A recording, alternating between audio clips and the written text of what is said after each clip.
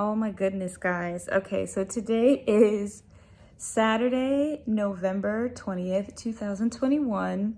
And this is the third time I have filmed this video because I keep forgetting another point that I want to share in my recap for this week. So what I'm going to do is share the points right in the beginning to remind myself to go through each one. Okay, so we are closing out Gateway 4, which is Sacred Beauty. Today is the last day of Sacred Beauty Gateway, and the Kemetic deity for Sacred Beauty is Het Heru.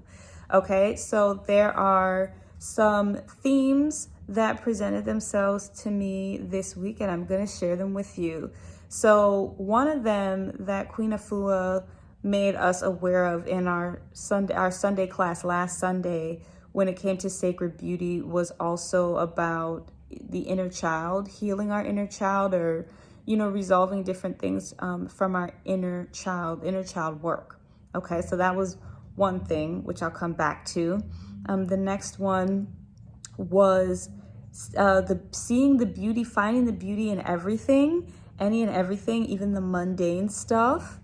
And the other theme that showed up was reminding me to use my tools, that I have tools and practices that I have used, some that I may have abandoned, that I need to bring them back, that they do serve me, and that I don't have to go looking for the next technique or the next tool. I have things that work for me and I should lean into those.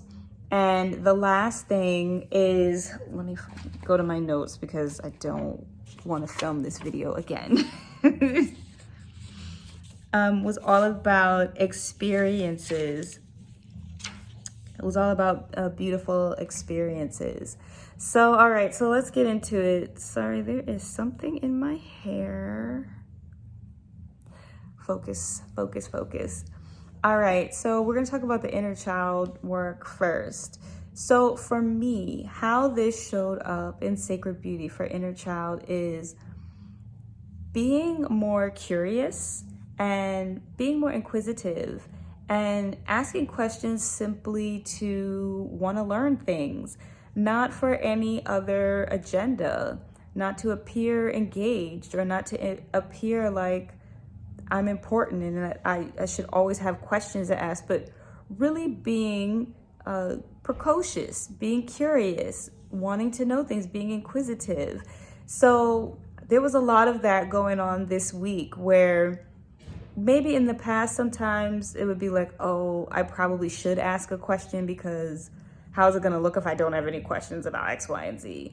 Whereas how I looked at a lot of different things this week and different conversations I had with coworkers, friends, family members, I just was asking a lot of questions because I was curious. I simply wanted to know, and it actually helped me be less judgmental of situations and conversations, because instead of like trying to figure it out, I wanted to learn and ask questions. So that's how it was showing up for me. It was just being very curious, being very inquisitive and saying, I wonder why that is like that, or why do you feel X, Y, and Z, or how does that make you feel? Just questions.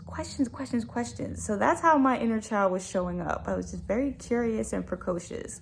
And it was fun because it just felt like it was coming from a lighter space of not putting on any pressure on myself to be or conduct myself a certain way, but just wanting to know things because it's simply fun to know things and learn things and hear different perspectives and explanations.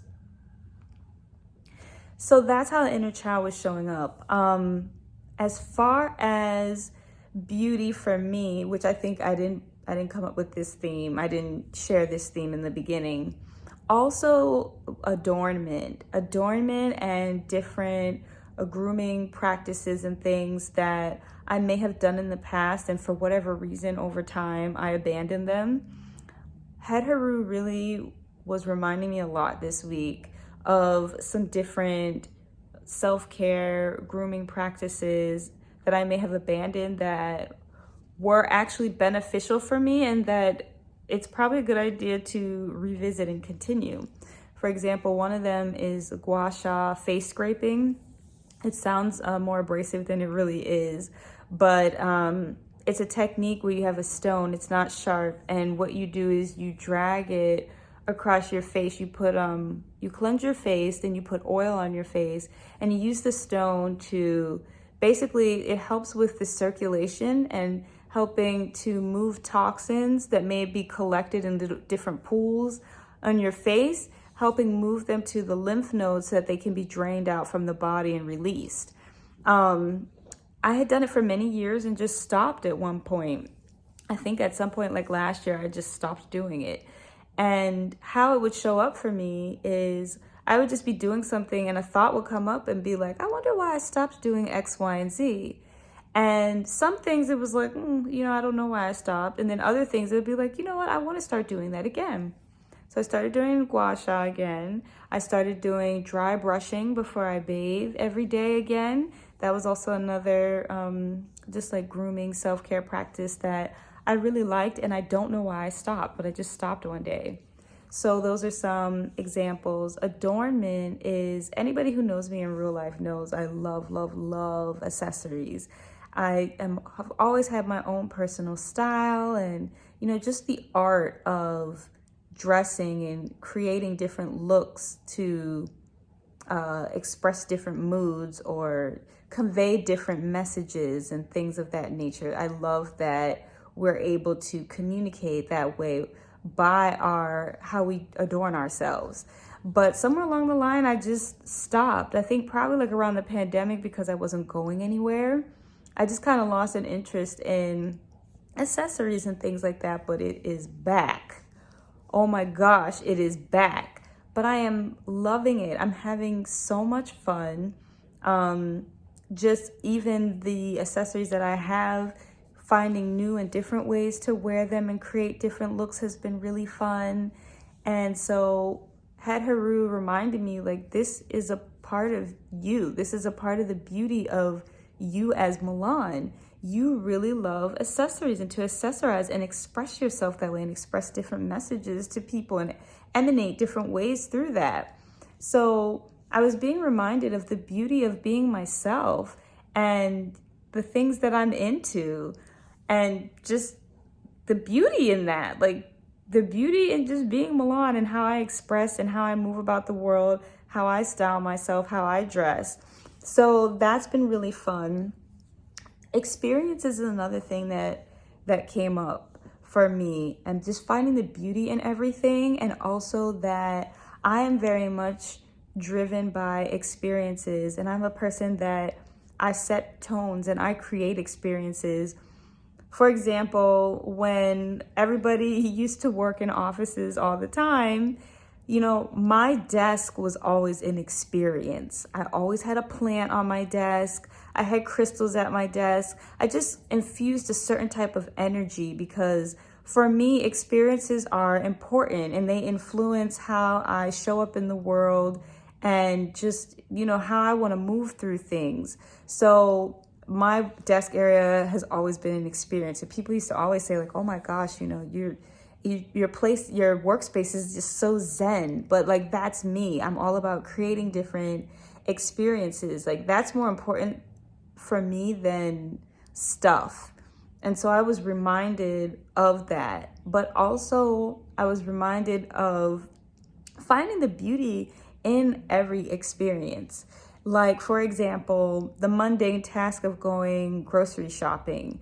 There could be beauty in that experience because maybe I have a positive exchange with the cashier or another fellow shopper.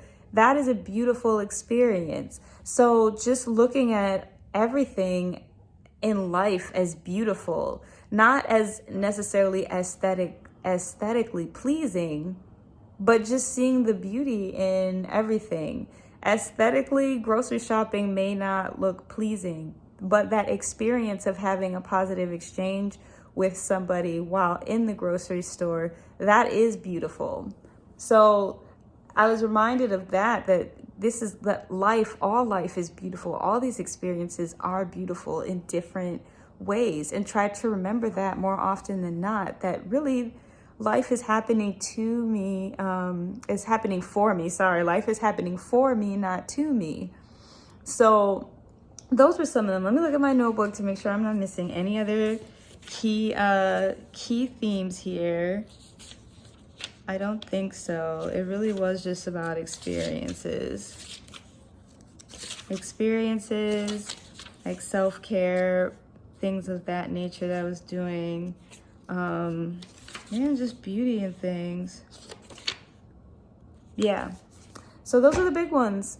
Experiences, the beauty in self-expression, the beauty in everyday life, and inner child work, you know, being curious, asking questions, and not being concerned if I look like I don't know, but just asking questions. If I didn't know, just being curious. What does that mean? Or can you expound on that a little bit more? Why do you feel that way? How does this make you feel?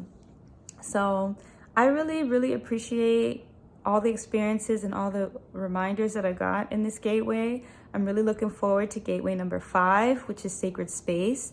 But to Head Haru, give thanks, much praise and adoration for everything that you shared with me and all the messages that I was divinely meant to be reminded of as I continue along my life journey. So I could keep rambling, but I'm going to stop here. Thanks for tuning in, and until the next check-in, peace, peace.